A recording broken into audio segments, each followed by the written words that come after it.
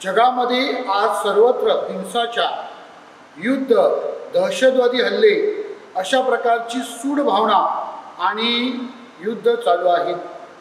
अशा पार्श्वभूमीवर ख्रिस्त सभा पुनरुत्थानाच्या दुसऱ्या रविवारी दैवी दयेचा सण साजरा करीत आहे. The feast of the divine mercy.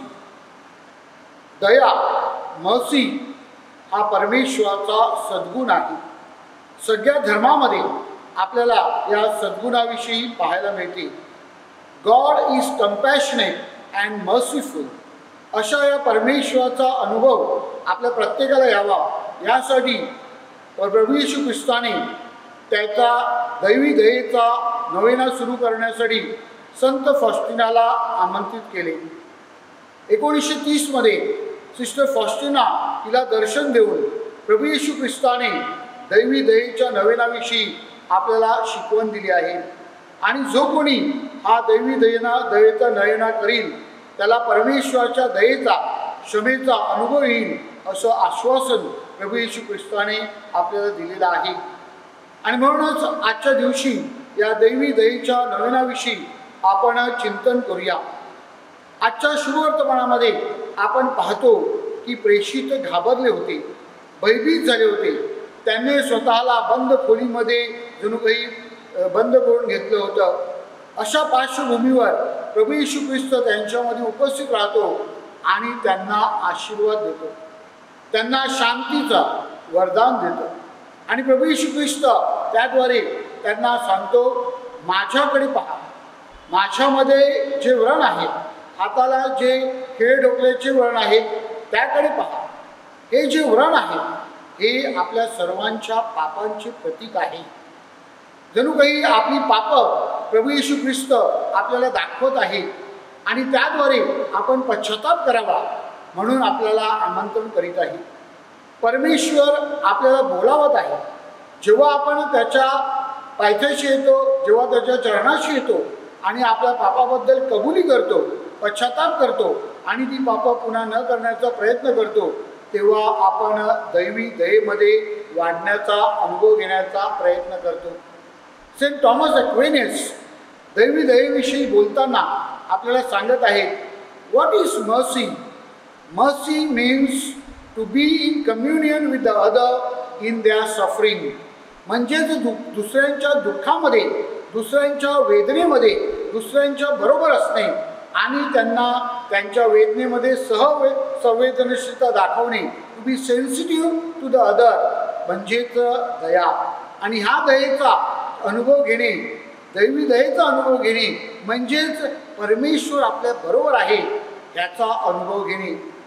आपण दुःखामध्ये असताना, आपण अडचणीमध्ये असताना, आजारी असताना, एकाकी असताना आपल्याला नेहमी वाटतं की कोणीतरी आपल्याला सोबत करावं, कोणीतरी आपल्याबरोबर बोलावं. दैवी दया आपल्याला हेच शिकवत आहे की घाबरू नका, भिवू नका, कारण परमेश्वर आपल्या बरोबर आहे. God is with us. हा जो अनुभव प्रभू येशू ख्रिस्ताने शुभवर्तमानामध्ये दिला आहे तोच अनुभव आपल्याला या दैवी दयेद्वारे प्राप्त होत असते. दैवी दया प्राप्त करून घेण्यासाठी दुसरी गोष्ट फार महत्त्वाची आहे आणि ती म्हणजे आपण समूहामध्ये, ख्रिस्त सभेमध्ये एकनिष्ठ असले पाहिजे. आजच्या पहिल्या वाचनामध्ये आपल्याला प्रेषितांविषयी सांगितलेलं आहे. प्रेषितांच्या शिक्षणामध्ये सुरुवातीचे ख्रिस्त सभेचे लोक हे एकत्रितपणे जीवन जगत होते.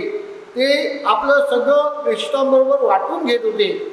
अशा प्रिय बंधू भगिनींनो, शुभवर्तमानामध्ये आपण पाहतो की संत थॉमस हा जेव्हा प्रेषितांबरोबर नव्हता तेव्हा प्रभू येशू ख्रिस्ताने दर्शन दिलं. पहिल्या दर्शनामध्ये त्याला प्रभू येशू ख्रिस्ताचं दर्शन लाभलं नाही, कारण तो प्रेषितांबरोबर नव्हता, तो ख्रिस्त सभेबरोबर नव्हता. याचं ते प्रतीक आहे. मात्र 8 दिवसांनी जेव्हा तो प्रेषितांबरोबर होता, तो जेव्हा ख्रिस्त सभेबरोबर होता, सुरुवातीच्या ख्रिस्त सभेमध्ये होता, तेव्हा त्याला पुनरुत्थित ख्रिस्ताने पुन्हा दर्शन दिलं. होय माझ्या प्रिय बंधू भगिनींनो, जेव्हा आपण ख्रिस्त सभेशी एकनिष्ठ असतो, ख्रिस्त सभेच्या कार्यामध्ये सहभाग होतो, तेव्हा दैवी दयेमध्ये वाढण्यासाठी, स्वतः परमेश्वराच्या दयेचा अनुभव घेण्यासाठी आणि ती दया दुसऱ्यांना देण्यासाठी आपल्याला प्रेरणा आणि शक्ती प्राप्त होते. इंग्रजीमध्ये 2 शब्द आहेत, फॉरगेट आणि फॉरगिव्ह. फॉरगेट म्हणजे जे आपल्याला मिळालेलं आहे त्याबद्दल विसरणे. फॉरगिव्ह म्हणजे जे आपल्याला मिळालं आहे ते आपण देणे. जेव्हा आपण अशा प्रकारे ख्रिस्त सभेमध्ये राहून देण्याचं कार्य करतो तेव्हा निश्चितच आपल्याला दैवी दयेचा अनुभव प्राप्त होत असतो.